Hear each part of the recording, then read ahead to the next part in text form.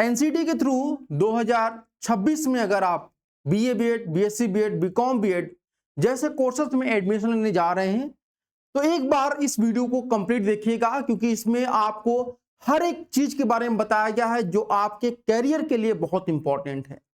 कहते हैं कि भविष्य का निर्माण जो है वह वर्तमान पर निर्भर होता है। तो आपका वर्तमान क्या आप वर्तमान में कर रहे हैं वही आपको जो है भविष्य में देखने को मिलेगा। जो आज बोएंगे वही आप कल काटेंगे। तो आज आप कौन सा कोर्स करने जा रहे हैं, किस स्टेज का कोर्स करने जा रहे हैं, उसी प्रकार की जॉब अपॉर्चुनिटी भी आपको भविष्य में मिलने वाली है। क्योंकि अगर आप जो भी कुछ कर रहे हैं अपने भविष्य में करने वाले हैं, उसमें एक सबसे इंपॉर्टेंट रोल अदा करता है आपका पैसा। और जिस प्रकार के स्टेज के आप टीचर बनेंगे उस प्रकार के स्टेज के अकॉर्डिंग आपको जो है सैलरी मिलती है। तो सबसे बड़ा फैक्ट होता है एक तो सैलरी, दूसरी होती है आपकी इज्जत, और तीसरी जो होती है वो होती है आपकी आरामदायक जिंदगी। इन तीन चीजें जो है आपके आज के वीडियो में बिल्कुल क्लियर होने वाली है कि किस प्रकार का आपका भविष्य होने वाला है, क्योंकि यहां पे हम बात करने जा रहे हैं स्टेज के बारे में। ठीक है, तो आपको पता होगा कि एनसीटी में आपके 4 प्रकार के स्टेज होते हैं। पहला होता है आपका फाउंडेशनल, दूसरा होता है प्रिपरेटरी, तीसरा मिडिल स्टेज और चौथा जो होता है आपका सेकेंडरी स्टेज होता है। ये 4 स्टेज आपके होते हैं। अब इन 4 स्टेज की अगर हम बात कर रहे हैं तो आपके फ्यूचर के लिए कौन सा स्टेज बेहतर होगा, ये हम लोग बिल्कुल पॉइंट टू पॉइंट जो है आपको यहां पर क्लियर करना चाहते हैं। तो सबसे पहले आप बताना चाहते हैं कि जो पहला स्टेज आपका होता है उसे हम लोग फाउंडेशनल स्टेज कहते हैं। ठीक है, क्या कहते हैं हम लोग? फाउंडेशनल स्टेज के नाम से यहां पे जाना जाता है। यह फाउंडेशनल स्टेज जो है आपका बाल वाटिका से लेकर के क्लास 2 तक के बच्चों को पढ़ाने के लिए डिजाइन किया गया है। सेकेंड जो स्टेज होता है वह है आपका प्रिपरेटरी स्टेज। यह स्टेज उन बच्चों को पढ़ाने के लिए डिजाइन किया गया है जो क्लास 3 to 5 में रहते हैं। और इसके बाद आता है मिडिल स्टेज, क्लास 6 to 8 के स्टूडेंट को पढ़ाने के लिए डिजाइन किया गया है। यानी कि ऐसे बच्चे जो क्लास 6 से 8 में पढ़ रहे हैं और आप उनको पढ़ाने जा रहे हैं तो उस कोर्स को, उस बच्चे को पढ़ाने के लिए आपको मिडिल स्टेज करना होगा। और लास्ट में आता है आपका सेकेंडरी स्टेज, जो कि आपका हाई स्कूल से यानी कि जो क्लास 9 to 12 होता है उसको पढ़ाने के लिए होता है। ये 4 स्टेज आपके होते हैं। अब कौन सा स्टेज करने पे आपको फायदा होगा, इनको हम लोग स्टेप बाय स्टेप जानेंगे। उससे पहले यहां पे हम लोग जान लेते हैं कि जो फाउंडेशनल स्टेज होगा, अगर आप ये कोर्स करते हैं, फाउंडेशनल स्टेज होता क्या, पहले ये जान लेते हैं। तो मैंने जैसा आपको बताया कि फाउंडेशनल स्टेज जो होता है आपका वह बाल वाटिका से, ठीक है, यानी कि आपका यहाँ पे नर्सरी, एलकेजी, यूकेजी, क्लास 1 और क्लास 5, ये आपके 5 जो है क्लास को मिला दिया जाए तो आपका फाउंडेशनल स्टेज बनता है। आज जैसे वर्तमान में आप देखेंगे कि कॉन्वेंट स्कूल जितने भी हैं सभी में आपके सबसे पहले जो एडमिशन होता है वो नर्सरी क्लास में होता है, जब बच्चा 3 साल के एबव हो जाता है आपका। ठीक है, 3 साल से ऊपर हो जाता है बच्चा तो उसका एडमिशन जो है वह नर्सरी क्लास में करा दिया जाता है। फिर वह आपका जाता है यहाँ पर एलकेजी में, फिर यूकेजी में, फिर 1 में और 2 में जाता है। ये आपका फाउंडेशनल स्टेज है। इसके बाद जो बच्चा अगली क्लास में जाएगा वह रहेगा आपका प्रिपरेटरी स्टेज। प्रिपरेटरी स्टेज जो रहता है वह क्लास 3 से लेके 5 तक का रहता है, ये ध्यान रखिएगा। और इसमें बच्चे की जो एज होती है वो कितनी एज होती है, जो बच्चा पढ़ता है वह 8 से लेकर 11 ईयर्स तक, यानी कि 8 से लेकर 11 साल के जो बच्चे होते हैं वह इस जो आपका स्टेज होता है उसमें पढ़ाई करते हैं। अब आगे बढ़ते हैं आपका, तो वह है आपका यहाँ पर मिडिल स्टेज। मिडिल स्टेज में जो बच्चे पढ़ते हैं वह कौन से होते हैं? क्लास 6 to 8 के बच्चे पढ़ते हैं। और ऐसे बच्चे जिनकी एज 11 से लेके 14 साल की होती है वो अपना पढ़ाई करते हैं। ठीक है, 11 से लेके 14 साल के बच्चे यहाँ पे पढ़ाई करते हैं, किसमें? मिडिल स्टेज में करते हैं। अब यहाँ पे बात करते हैं हम लोग, जो लास्ट स्टेज है वह है आपका सेकेंडरी स्टेज है। सेकेंडरी स्टेज में कौन बच्चे पढ़ते हैं? तो जो क्लास 9 to 12 के होते हैं। यानी आपको 4 स्टेज है, चारों स्टेज आपको समझ में आ गया कि किस स्टेज को में बच्चे हैं, कौन से स्टेज के बच्चों को पढ़ाने के लिए आप कौन सा कोर्स करेंगे। अब इनके हम थोड़े से आपको और डिटेलिंग बता देना चाहते हैं ताकि आपका और चीजें क्लियर हो सके। बहुत सारे बच्चों का एक प्रश्न होता है कि मान लेते हैं हम यहां पर मिडिल स्टेज का कोर्स किए तो क्या हम हर स्टेज के कोर्स के लिए एलिजिबल हो जाते हैं? जैसे वर्तमान समय में आप देखेंगे कि अभी हमारे देश में जो चल रहा है वो 10+2 का ही पैटर्न चल रहा है। इसमें क्या है कि आप क्लास 1 to 5 को पढ़ाने के लिए एलिजिबल होते हैं, और क्लास 6 to 12 को पढ़ाने के लिए क्या होता है आपका बीएड होता है, और 1 to 5 को पढ़ाने के लिए क्या होता है आपका बीटीसी या फिर आप इसको डीएलएड के नाम से भी जानते हैं। ठीक है, ये कोर्स आपके दो अलग अलग कोर्स आपके होते हैं। ठीक है, बीएड वाले पहले जो है 1 to 5 में एलिजिबल थे पढ़ाने के लिए, लेकिन अब एलिजिबल नहीं है। तो क्या आप अभी जो आपके कोर्स स्टेज चल रहे हैं, इन चारों स्टेज में किसी एक स्टेज में आप एडमिशन लेते हैं, तो क्या आप सभी स्टेज में पढ़ाने के लिए एलिजिबल होते हैं? तो नहीं, आप सभी स्टेज में पढ़ाने के लिए एलिजिबल नहीं होते हैं। केवल एक ऐसा स्टेज है जिसको करने के बाद किसी और स्टेज में आप पढ़ा सकते हैं, बाकी एक से ज्यादा स्टेज में पढ़ाने के लिए वो भी आप एलिजिबल नहीं होते हैं। कैसे, इसको हम देखते हैं। अगर हम बात करें यहां पे, तो अगर आप फाउंडेशनल स्टेज का कोर्स करते हैं, फाउंडेशनल स्टेज यानी कि नर्सरी, एलकेजी, यूकेजी, 1 2 का जो आप पढ़ाने के लिए कोर्स करते हैं, फाउंडेशनल स्टेज, इसमें जो ग्रेड होते हैं मैंने आपको बता दिया किस ग्रेड को पढ़ाने के लिए होता है। अब मेन मुद्दा आता है कि अगर आप आईटीपी कोर्स कर रहे हैं आप फाउंडेशनल स्टेज का, तो जो टॉप की यूनिवर्सिटी होती है उसमें एडमिशन लेने से आप चूक सकते हैं। ठीक है, जैसे आईआईटी हो गया, एनआईटी हो गया, डीयू हो गया, सेंट्रल यूनिवर्सिटी हो गए, बहुत कम ऐसे जगह हैं जो टॉप यूनिवर्सिटी हो और वहां पे फाउंडेशनल स्टेज का कोर्स आपको अवेलेबल होगा। ठीक है, तीसरी बात होती है कि आपका जॉब वैकेंसी कितनी होती है, तो जॉब जो वैकेंसी होती है वो मॉडरेट होती है। और तीसरी जो बात यहां पे ध्यान रखिएगा कि जो जॉब अपॉर्चुनिटी आपको मिलेगी वह most of the job opportunity आपको जो रहेगी वो संविदा बेसिस पर रहेगी। गवर्नमेंट जो है आपके जो फाउंडेशनल स्टेज होता है उसमें बहुत ज्यादा आपके जो है गवर्नमेंट वैकेंसी नहीं निकालती। जैसे अभी भी आप देखिए कि जहां जहां पे बाल वाटिका है उन सभी जगहों पे जो है वह टीचर अपॉइंट किए जा रहे हैं, किस पर? संविदा के बेसिस पे। और संविदा के बेसिस पर जो टीचर अपॉइंट किए जा रहे हैं बाल वाटिका में, यानी कि जो नर्सरी, एलकेजी, यूकेजी के बच्चों को पढ़ाएंगे, उनकी जो सैलरी है आप जानकर हैरान रहेंगे कि मात्र 10,000 रुपए महीने पर उनको अपॉइंट किया जा रहा है संविदा के बेसिस पर, जिसको आप एडहॉक के बेसिस पर करते हैं। तो ये आपके फाउंडेशनल स्टेज की सच्चाई है। आपकी जॉब अपॉर्चुनिटी बहुत ज्यादा नहीं कह सकते हैं अभी के हिसाब से देखा जाए, बाकी आपके 2030 के बाद क्या होता है सिनेरियो वो आपका अलग मुद्दा है। लेकिन अभी के समय में जो देखा जाए, जैसे गवर्नमेंट क्या है कि एनईपी के अकॉर्डिंग ये आपका कोर्स लाया गया है आपका आईटीपी का, तो आईटीपी कोर्स लाया गया तो इसके संचालन के लिए अभी से प्रिपरेशन शुरू हो चुका है। तो अभी से जो है आवेदन मांगे गए हैं। जैसे यूपी के जितने भी जिले हैं हर एक जिले में जो है आपके बाल वाटिका अध्यापकों की भर्ती हो रही है, संविदा के बेसिस पे हो रही है। और ये कहां से हो रही है? तो समाज कल्याण विभाग की जो समाज कल्याण विभाग है उनके द्वारा ये भर्तियां कराई जा रही हैं। ठीक है, अभी भी वैकेंसी चल रही है। ठीक है, अब बात करते हैं इसके बाद यहां पर फ्यूचर में फ्लेक्सिबिलिटी क्या है, तो बिल्कुल जीरो रहने वाली है। भैया क्यों जीरो रहने वाली है इसकी मैं बात बता दूं। अगर आप फाउंडेशनल टीचर बनते हैं तो आपके पास अपॉर्चुनिटी बहुत ही कम रहेगी कि आप किसी अदर स्टेज में आप पढ़ा सके, क्योंकि आप फाउंडेशनल कोर्स करने के बाद ना तो प्रिपरेटरी में पढ़ा सकते हैं, ना मिडिल में, नहीं आप सेकेंडरी में पढ़ा सकते हैं। आप केवल जो पढ़ा सकते हैं वह फाउंडेशनल स्टेज के बच्चों को भी पढ़ा सकते हैं। ठीक है, और उनकी सैलरी भी अगर आप बात किया जाए तो अगर प्राइवेट कॉलेजों में भी, प्राइवेट स्कूलों में भी चले गए आप, तो मोस्टली आपको 15 से 25,000 के बीच में आपकी सैलरी रहने वाली है। ठीक है, और गवर्नमेंट जो है वैकेंसी बहुत ज्यादा निकालेगी नहीं, तो आपको संविदा बेसिस पर ही आपका वहां पे नियुक्ति होगा, जहां पर आपको लगभग 10 से 15,000 रुपए आपकी सैलरी रहने वाली है।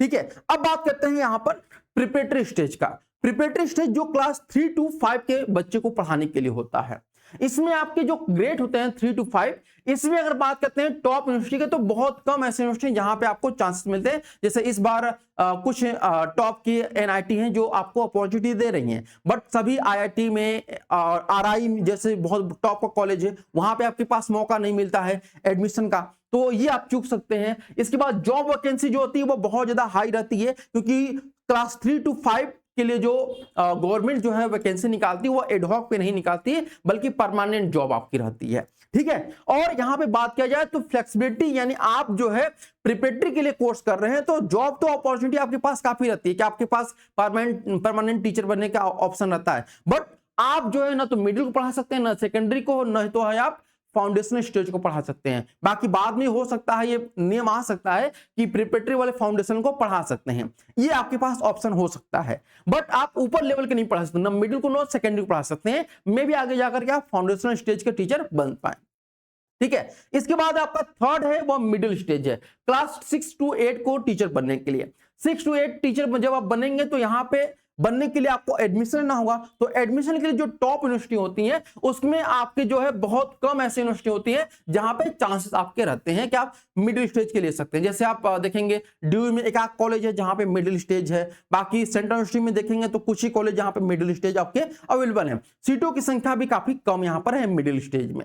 और जॉब वैकेंसी आपकी काफी ज्यादा रहती है, जैसे आपके 3 to 5 में जॉब वैकेंसी ज्यादा आती है, वैसे ही 6 to 8 में भी जॉब वैकेंसी आपकी ज्यादा ही रहती है। ठीक है, तो यहां पे आपके पास रहता है। उसके बाद यहां पे सेम वही चीज होता है कि मिडिल स्टेज के आप हैं तो आप सेकेंडरी को नहीं पढ़ा सकते। मे भी पॉसिबल है कि 2030 तक आपको थोड़ी सी फ्लेक्सिबिलिटी दे दी जाए कि आप अपने से नीचे क्लास के जो बच्चे उनको पढ़ा सकते हैं। तो कैसे पढ़ा पाएंगे वो भी मैं आपको बताऊंगा। अगला है आपका सेकेंडरी स्टेज, ये क्लास 9 to 12 को पढ़ाने के लिए एलिजिबल होते हैं। और हाई मतलब जो टॉप की यूनिवर्सिटी होती है जैसे IIT, NIT, RI, central university, BHU, DU, इनमें आपको पढ़ने का मौका मिलता है, जो कि अन्य स्टेज में आपको मौका नहीं मिलता है। ठीक है, जॉब वैकेंसी जो होती है वो बहुत ज्यादा नहीं रहती है। ठीक है, जब वैकेंसी आती है तो आपकी जो होती है वो बहुत कम होती है। जैसे अगर बात किया जाए तो जो फाउंडेशनल प्रिपरेटरी के जो स्कूल होते हैं वो काफी ज्यादा होते हैं, मिडिल के ज्यादा होते हैं, लेकिन सेकेंडरी के जो स्कूल होते हैं वो काफी कम होते हैं। ठीक है, और जहां पे यहाँ पे 15 बच्चों पे 20 बच्चों पे एक टीचर होता है, वहीं पे यहाँ पे सेकेंडरी में देखेंगे तो आपके 30 बच्चों पे एक टीचर होते हैं। और उसमें भी जो होते हैं वह कुछ संविदा पे भी आपके गेस्ट टीचर के तौर पर नियुक्त होते हैं। ठीक है, तो ऐसे टीचर होते हैं। तो यहां पर आपके पास जॉब अपॉर्चुनिटी तो रहती है, लेकिन एक मतलब काफी समय बाद आपकी वैकेंसी रहती है। जैसे अगर आप देखेंगे TGT PGT हो गया, तो ये सब आपकी वैकेंसी 3 साल 4 साल के बाद आती है, लेकिन आती तो अच्छे खासे नंबर पे आती है। ठीक है, तो ये रहती है आपके जॉब वैकेंसी। अब यहाँ पे बात करते हैं कि अगर आप मिडिल स्टेज का कोर्स मतलब सेकेंडरी स्टेज का कोर्स करते हैं तो आपके पास ये ऑप्शन रहता है कि आप जो है वह क्या कर सकते हैं। यहाँ पर भैया आप फाउंडेशनल प्रिपरेटरी या मिडिल स्टेज के कोर्स को कर सकते हैं। ठीक है, उसमें पढ़ा सकते हैं। कैसे आप ये पढ़ा सकते हैं? ब्रिज कोर्स के द्वारा। आप 6 महीने का एक ब्रिज कोर्स आपके पास मौका रहता है कि आप सेकेंडरी स्टेज का कोर्स करिए, और ब्रिज कोर्स के द्वारा आप क्या कर सकते हैं कि जो मिडिल स्टेज है उसमें पढ़ा सकते हैं। अभी तो जो सेकेंडरी स्टेज के होते हैं वो फाउंडेशनल प्रिपरेटरी में नहीं पढ़ा सकते हैं, लेकिन मिडिल में पढ़ा सकते हैं। बट आगे जो है ये अपॉर्चुनिटी आ सकती है आप लोगों के पास कि आप जो है मिडिल के अलावा और भी पढ़ा सकते हैं। बट ऐसा होने वाला नहीं है, क्योंकि जैसे अभी आप सिनेरियो देख रहे होंगे कि क्लास 6 to 12 को पढ़ाने के लिए आपके बीएड है। ठीक है, यहां पर बीएड क्या है? क्लास 6 to 12 पढ़ाने के लिए है। तो वैसे ही आपका 6 to 8 को पढ़ाने के लिए क्या है भैया? आपका मिडिल स्टेज है आपका,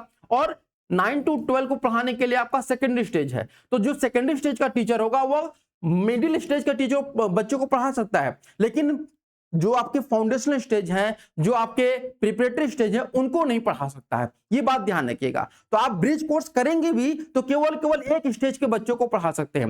वैसे ही अगर आप प्रिपरेटरी स्टेज आपने प्रिपरेटरी स्टेज किया हुआ है तो आप प्रिपरेटरी स्टेज से आप फाउंडेशनल स्टेज के बच्चों को पढ़ा सकते हैं। किसके द्वारा? एक ब्रिज कोर्स के द्वारा, जो कि 6 महीने का आपका ब्रिज कोर्स रहता है। आप समझ में? मिडिल वाले के लिए ऑप्शन नहीं रहता है बहुत ज्यादा, ना तो मिडिल वाला ऊपर जा सकता है ना तो नीचे आ सकता है। वैसे फाउंडेशनल वाला ना तो ऊपर जा सकता है ना नीचे आ सकता है। 2 स्टेज है जहां पे आपके पास ऑप्शन रहता है कि आप अपने से नीचे स्टेज को पढ़ा सकते हैं। पहला आपका है जो प्रिपरेटरी स्टेज होते हैं, प्रिपरेटरी स्टेज वाले जो है वह फाउंडेशन को पढ़ा सकते हैं, और जो सेकेंडरी वाले हैं वह मिडिल पढ़ा सकते हैं। ठीक है, अब आगे बढ़ते हैं यहां से। अब यहां से हम जब आगे बढ़ेंगे भैया तो आपका एक इंपॉर्टेंट चीज होता है कि जब आपने अपना आरटीपी कोर्स कंप्लीट कर लिया, आरटीपी कोर्स आपने कंप्लीट कर लिया, तो उसके लिए आपके जब कोर्स कंप्लीट कर लेते हैं तो सरकार आपसे आपकी योग्यता पूछती है कि आपने कोर्स तो कंप्लीट कर लिया है। हो सकता है आपने नकल करके पास किया होगा, हो सकता है कि आपने जो है पैसे घूस देकर पास किया होगा, तो अपनी जो योग्यता हो साबित करिए। तो योग्यता साबित करने के लिए आपके पास 4 ऑप्शन होते हैं। जिस प्रकार का स्टेज आपने किया होगा उस प्रकार के स्टेज की आपको योग्यता साबित करनी होगी। मान लेते हैं आपने फाउंडेशनल स्टेज कोर्स किया है, तो फाउंडेशनल स्टेज के लिए अगर आप बात किया जाए तो आपके लिए लेवल 1 यानी कि प्री प्राइमरी टेट आपको देना होगा। प्री प्राइमरी टेट यानी आपका सीटेट भी हो सकता है और स्टेट भी हो सकता है। ठीक है, तो ये प्री प्राइमरी आपका टेट होता है जो कि लेवल 1 का रहता है। उसी प्रकार से प्रिपरेटरी स्टेज है, तो इसके लिए आपको जो है लेवल 2 का एग्जामिनेशन देना होगा जो कि प्राइमरी टेट होगा। ठीक है, और मिडिल स्टेज अगर बात किया जाए, मिडिल स्टेज अगर आप कर रहे हैं तो आपको जो है जूनियर टेट यानी कि लेवल 3 का एग्जामिनेशन देना होगा, और सेकेंडरी स्टेज का कोर्स कर रहे हैं तो आपको जो है सी टेट या एस टेट लेवल 4 का एग्जामिनेशन देना होगा ताकि आप अपनी योग्यता को साबित कर सकें। ये जो आपके चारों लेवल हैं ये 2027 से आपके लागू होंगे, 2027 से आपके ये लागू होंगे। क्यों लागू होंगे 2027 से? क्योंकि 2023 में पहली बार जो है आईटीपी कोर्स आपका लागू हुआ था, और 2023 का जो पहला बैच है वह 2027 में पास होगा, और उसी समय से ये 4 स्टेज के कोर्स आपके जो है मतलब टेट आपके जो है वह लागू हो जाएंगे हमारे पूरे भारत में। अब एक बात यहां पे ध्यान रखिएगा, वर्तमान समय में क्या चल रहा है 2026 में फाउंडेशनल स्टेज के लिए कोई भी टेट नहीं होता है। प्रिपरेटरी स्टेज के लिए, और प्रिपरेटरी स्टेज के लिए जो आपका टेट होता है भैया आपका पेपर 1 होता है। मिडिल स्टेज के लिए जो है आपका पेपर 2 होता है। सेकेंडरी स्टेज आपका अभी है नहीं, क्योंकि अभी हमारे यहाँ पे 10+2 का आपका पैटर्न चल रहा है। तो 9 to 12 टीचर बनने के लिए, 9 और 10 में टीचर बनने के लिए टीजीटी, और 11 और 12 में टीचर बनने के लिए पीजीटी एग्जामिनेशन देना होता है। ये वर्तमान सिनेरियो है, लेकिन 2027 में आपका बिल्कुल बदल जाएगा। आप जिस स्टेज के कोर्स करेंगे उस स्टेज का आपको एलिजिबिलिटी अपना देना होगा कि हम योग्य हैं, हम अध्यापक बन सकते हैं इस स्टेज के। ठीक है, अब आगे बढ़ते हैं यहाँ पे। अब यहां पे बात करते हैं कि जो सब्जेक्ट कॉम्बिनेशन है, आपने तो अपना टेट दे दिया, आप क्वालिफाई भी हो गए, लेकिन फिर आपका एक दिक्कत आएगा कि आपसे वहां पे पूछा जाएगा, जब टीचर बनने चाहते हैं, जैसे आप गवर्नमेंट जॉब करने जाएंगे तो आपसे वहां पे सब्जेक्ट नहीं पूछा जाएगा कि आपने सब्जेक्ट क्या पढ़ा है, लेकिन जब टीचर बनने जाएंगे तो आपसे पूछा जाएगा भैया कि आपका सब्जेक्ट कॉम्बिनेशन सही है कि नहीं है, क्योंकि आप बच्चों को पढ़ाने जा रहे हैं, बच्चों को ट्रेंड करने जा रहे हैं, हमारे भविष्य को आप पढ़ाने जा रहे हैं, तो वहां से आपको सब्जेक्ट कॉम्बिनेशन पूछा जाएगा, जो कि अन्य एग्जामिनेशन में नहीं पूछा जाता है। तो अगर आप बात करते हैं स्टेज सब्जेक्ट कॉम्बिनेशन की बात करते हैं, तो अगर आप फाउंडेशनल स्टेज के टीचर बनना चाह रहे हैं तो उसमें कोई भी सब्जेक्ट कॉम्बिनेशन की आवश्यकता नहीं होती है। आपके पास बस बेसिक नॉलेज होनी चाहिए हर एक सब्जेक्ट की, खास करके लैंग्वेज सब्जेक्ट की। ठीक है, यहां पे आपके पास लैंग्वेज सब्जेक्ट की नॉलेज होनी चाहिए ताकि आप बच्चों को जो है अच्छी तरीके से समझा सके, एक्टिविटी उनकी करा सके। तो फाउंडेशनल स्टेज में कोई भी सब्जेक्ट कॉम्बिनेशन की आवश्यकता नहीं होती है। दूसरा आपका स्टेज आता है वह प्रिपरेटरी स्टेज है। प्रिपरेटरी स्टेज जो होता है वह आपका 3 to 5 के लिए होता है। ठीक है, तो यहां पर 3 तरह के आपके यहां पर स्ट्रीम की मैं बात कर रहा हूं। अगर आप बीएससी बीएड कर रहे हैं तो आपका मैथ आपके पास होना जरूरी है भैया आपके पास। ठीक है, मैथ, इन्वायरमेंट साइंस या फिर जनरल साइंस, इनमें से कोई एक आपका मेजर सब्जेक्ट होना जरूरी है। मैथ, इन्वायरमेंटल साइंस या फिर आपका जनरल साइंस। इनमें से जनरल साइंस तो होगा नहीं, या तो फिजिक्स होगा या फिर आपका केमिस्ट्री होगा या फिर आपका बायोलॉजी होगा, यही होगा आपका। ठीक है, इसके बाद आर्ट्स स्ट्रीम से अगर आप करते हैं, बीए बीएड करते हैं, तो आपके पास एक लैंग्वेज हो सकता है, जैसे हिंदी, इंग्लिश या कोई भी रीजनल लैंग्वेज, या सोशल स्टडीज जैसे आपका हिस्ट्री, ज्योग्राफी, पॉलिटिकल साइंस, कोई एक मेजर आप ले सकते हैं, या फिर आप आर्ट म्यूजिक भी आपके पास है तो भी आप यहाँ पर एलिजिबल रहते हैं, जो कि नॉर्मली हर बच्चा आपका अपना लिया रहता है। और कॉमर्स स्ट्रीम है तो आपके पास जो है बेसिक न्यूमेरिक मतलब आपके पास मैथ का थोड़ा बहुत जानकारी होना जरूरी है, यानी कि मैथ एक सब्जेक्ट के तौर पर आप अगर लिए हैं तो ठीक है, अगर नहीं लिए हैं तो आप बिजनेस स्टडीज या फिर आपका अकाउंटेंसी अगर यह भी आपका है तो भी आप अच्छा है, आप यहाँ पर एलिजिबल रहते हैं सब्जेक्ट कॉम्बिनेशन में। अब मेन मुद्दा आता है, ज्यादा सब्जेक्ट कॉम्बिनेशन आपके जो चेक किया जाता है वह मिडिल और सेकेंडरी में चेक किया जाता है।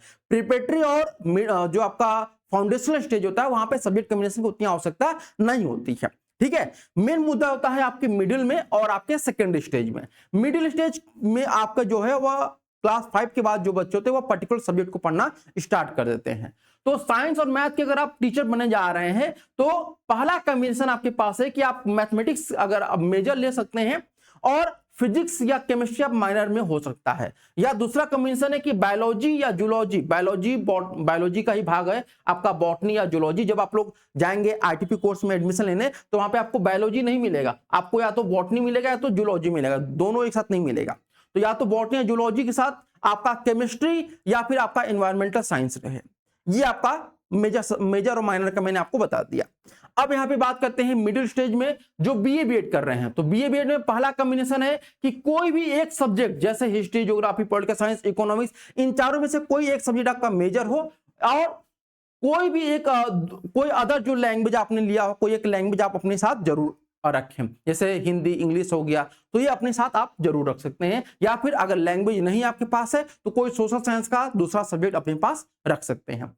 अब बात करते हैं दूसरा, अगर आपके पास लैंग्वेज है तो आप हिंदी इंग्लिश संस्कृत में से कोई एक सब्जेक्ट मेजर रख सकते हैं, और दूसरा जो है कोई एक लैंग्वेज अपने साथ रख सकते हैं, या फिर हिस्ट्री या फिर कोई सोशल साइंस का सब्जेक्ट अपने पास रख सकते हैं। जैसे आप मान के चलते हैं कि आप संस्कृत अपना मेजर रखें, क्या रखें, संस्कृत अपने मेजर रख लिया, तो संस्कृत के साथ आपका हिंदी होना चाहिए। ठीक है, क्या होना चाहिए, हिंदी होना चाहिए। अगर मान लीजिए आपने मेजर अपना इंग्लिश रख लिया, ठीक है, इंग्लिश रख लिया मिडिल के लिए, और यहां पे आपके पास कोई भी आप सब्जेक्ट रखते हैं, एनी वन, ठीक है, तो इंग्लिश के लिए साथ कोई सब्जेक्ट कॉम्बिनेशन की उतनी आवश्यकता नहीं है, लेकिन संस्कृत रख रहे हैं तो हिंदी आपकी आवश्यकता है। अगर हिंदी रख रहे हैं तो संस्कृत भी जरूर रखिएगा। ठीक है, अगर हिंदी के साथ अगर आप इंग्लिश रख रहे हैं तो कॉम्बिनेशन गड़बड़ा जाएगा। ठीक है, बात समझ में, तो ये बात का ध्यान रखिएगा। इसके बाद यहां बात करते हैं सेकेंडरी स्टेज। सेकेंडरी स्टेज में अगर आप कॉमर्स कर रहे हैं यानी कि बीकॉम बीएड कर रहे हैं तो अकाउंटेंसी या बिजनेस स्टडीज आपका एक मेजर सब्जेक्ट आपका जरूर होना चाहिए। साथ ही जो माइनर सब्जेक्ट है वह आपका या तो मैथ हो या फिर इनमें से कोई एक सब्जेक्ट आपका हो सकता है। ये आपके मेजर सब्जेक्ट की बात करते हैं। ठीक है, मेजर सब्जेक्ट आपके ज्यादा चेक किए जाते हैं सेकेंडरी स्टेज में, इसलिए मैं यहां पर केवल मेजर सब्जेक्ट बात कर रहा हूं। जो माइनर सब्जेक्ट वो भी मैं आपको बताते चल रहा हूं। तो फिजिकल साइंस यानी कि आप जो बीएससी बीएड कर रहे हैं, तो बीएससी बीएड में सबसे इंपॉर्टेंट क्या है आपका कि जो फिजिक्स या chemistry as a major subject आपने रखा हो। फिजिकल साइंस ग्रुप में फिजिक्स या केमिस्ट्री आपका एक हो, और अगर आप फिजिक्स लिए हैं आप तो मैथ एक बार आप जरूर उसके साथ होना चाहिए आपका, फिजिक्स और मैथ का कॉम्बिनेशन। अगर आप मैथमेटिकल्स हैं तो मैथ के साथ आपका कंप्यूटर साइंस हो, या फिर आपका मैथ या कंप्यूटर साइंस में से कोई एक हो और उसके साथ कोई फिजिक्स आप रख सकते हैं। ठीक है, अब बात करते हैं यहाँ पे आपका लाइफ साइंस ग्रुप। तो यहाँ पे बॉटनी जूलॉजी में से कोई एक रख सकते हैं, और उसके साथ आपका केमिस्ट्री होना चाहिए। ठीक है, क्या होना चाहिए, केमिस्ट्री। ठीक है, तो बात ध्यान रखिएगा, बॉटनी प्लस केमिस्ट्री या फिर आपका जूलॉजी प्लस केमिस्ट्री हो। उसी प्रकार से फिजिक्स है तो फिजिक्स प्लस मैथ, अगर मैथ है तो मैथ प्लस कंप्यूटर या फिर मैथ प्लस आपका फिजिक्स होना चाहिए। ठीक है, अब साइंस के लिए अब हम बात करते हैं आपके बीए बीएड, जो बीए बीएड करने जा रहे हैं, एक उनके लिए जो सोशल साइंस के साथ आगे बढ़ना चाहते हैं। तो कोई एक भी सब्जेक्ट जैसे history, geography, political science, economics, कोई इनमें से एक सब्जेक्ट आपके पास हो। जैसे अगर आपने हिस्ट्री ले लिया तो हिस्ट्री के साथ आपके पास ज्योग्राफी जरूर होना चाहिए। ठीक है, ज्योग्राफी आपके पास, अगर आपके पास ज्योग्राफी है तो आप पॉलिटिकल साइंस ले सकते हैं। ठीक है, या फिर आपके पास हिस्ट्री है तो आप यहाँ पे पॉलिटिकल साइंस ले सकते हैं, या फिर आपके पास ज्योग्राफी है तो आप इकोनॉमिक्स ले सकते हैं। हिस्ट्री या ज्योग्राफी में से एक सब्जेक्ट जरूर आप लोग रखिएगा मेजर में। ठीक है, हिस्ट्री या ज्योग्राफी में से एक सब्जेक्ट रखिएगा मेजर में, बाकी दूसरा सब्जेक्ट कुछ भी रख सकते हैं। अब कॉम्बिनेशन दो क्या है, जो लैंग्वेज के साथ जाना चाहते हैं तो कोई भी एक मेजर लैंग्वेज ले सकते हैं, हिंदी, इंग्लिश, संस्कृत या उर्दू या उड़िया, कोई भी आप ले सकते हैं। बाकी उनके साथ जो लैंग्वेज आपका प्रीफर करे वो आप वहां पर ले सकते हैं। जैसे संस्कृत लिया तो संस्कृत साथ हिंदी ले सकते हैं, इंग्लिश का जो है आप कोई अदर लैंग्वेज ले सकते हैं। ठीक है, तो इस प्रकार से आपके सारे सब्जेक्ट कॉम्बिनेशन का मैंने आपको बता दिया है। बाकी आप देख लीजिए कि आपका क्या सब्जेक्ट कॉम्बिनेशन यहाँ पर मिल रहा है। ठीक है, अब आप बात करते हैं आपके कि अब मान लेते हैं कि आपने आईटीपी कोर्स कर लिया। अब आईटीपी कोर्स करने के बाद आपका सब्जेक्ट कॉम्बिनेशन नहीं मिल रहा है। ठीक है, सब्जेक्ट कॉम्बिनेशन नहीं मिल रहा है। अब आप सोचें कि मेरा तो 4 साल बर्बाद हो गया, नहीं, 4 साल बर्बाद नहीं हुआ। अब इसके बाद आप हायर एजुकेशन में चले जाइए। आपने आईटीपी किसी भी स्टेज से किया हो, चाहे फाउंडेशनल हो, प्रिपरेटरी हो, सेकेंडरी हो, मिडिल हो, आप किसी भी स्टेज के किए हो कोर्स, आप पीएचडी के लिए एलिजिबल होते हैं। पीएचडी के लिए दो तरीके से आप एलिजिबल हो सकते हैं। पहला कि आपने जब आईटीपी कोर्स करना शुरू किया, यानी आपका आईटीपी कोर्स जो 4 साल का है, ठीक है, 4 साल का आईटीपी कोर्स है, इस 4 साल के कोर्स में आपने 75% आपके मार्क्स होने चाहिए ओवरऑल, पूरे 4 साल को मिलाकर, यानी कि पूरे 8 सेमेस्टर को मिलाकर के आपके जो है 75% मार्क्स से आपके एबव होने चाहिए। और बाकी 5% का रिलैक्सेशन जो है एससी, एसटी, ओबीसी और ईडब्ल्यूएस कैंडिडेट को मिलता है। यानी कि नियर अबाउट आपके, अगर आप इन सब कैटेगरी से बिलोंग करते हैं तो आपके 70% मार्क्स आपके होने चाहिए। ठीक है, आप बात समझ में। और दूसरी बात क्या है कि आप जब इतने मार्क्स गेन कर लेते हैं, 70% से एबव कर लेते हैं या 70% तक, तो उसके बाद आप जो है नेट यानी यूसी नेट या फिर सीएसआईआर नेट के लिए एलिजिबल हो जाते हैं। और उनको क्वालिफाई करने के बाद, ठीक है, इनको ये परसेंटेज आपने ला दिया तो आप एलिजिबल होंगे यूसी नेट और सीएसआईआर नेट देने के लिए। लेकिन यहां पर भी कंपटीशन कम नहीं होता है। यहां पर जितने भी बच्चे यहां पे अप्लाई करते हैं यूसी नेट के लिए, 1% बच्चों का ही जो है वह जेआरएफ होता है। ठीक है, क्योंकि JRF जो करते हैं उन्हीं को जो है आपका पैसा मिलता है PhD करने का। बाकी जो केवल PhD निकालते हैं उनको बहुत ही कम पैसा मिलता है, जैसे 5,000 10,000 ऐसे मिलता है। ठीक है, तो कंपटीशन आपका हायर ही रहने वाला है। अब पहली बात तो ये कि आपने PhD कर लिया। दूसरी बात ये है कि अगर आपने 75% मार्क्स नहीं लाया, अपने 4 साल के कोर्स में 75% मार्क्स नहीं लाए, तो उस कंडीशन में क्या होगा, उस कंडीशन में आपका होगा कि आपने जो है ITP कोर्स कंप्लीट कर लिया और उसके बाद आपका जो है 1 ईयर का मास्टर डिग्री कर लिया है। क्या कर लिया है? 1 ईयर का मास्टर डिग्री आपको करना होगा। ITP कोर्स आपने 4 साल कर लिया, 75% मार्क्स नहीं आया, तो दूसरा ऑप्शन है PhD करने का, कि आपने 1 ईयर का मास्टर डिग्री कर लिया, जैसे MSc MA MCOM हो गया। लेकिन 1 ईयर जो आपका मास्टर डिग्री होगा उसमें आपके 50% 55% मार्क्स आपके होने जरूरी है। ठीक है, और 55% मार्क्स अगर आपके हैं तो आप जो है यूसी नेट या CSI या नेट के लिए आप बिल्कुल एलिजिबल हो जाते हैं। आया बात समझ में? उम्मीद करते हैं आपको सारी इंफॉर्मेशन जो है वह क्लियरली समझ में आ चुकी होगी। कोई भी आप अगर प्रश्न हो तो आप कमेंट बॉक्स में जरूर कमेंट करिएगा।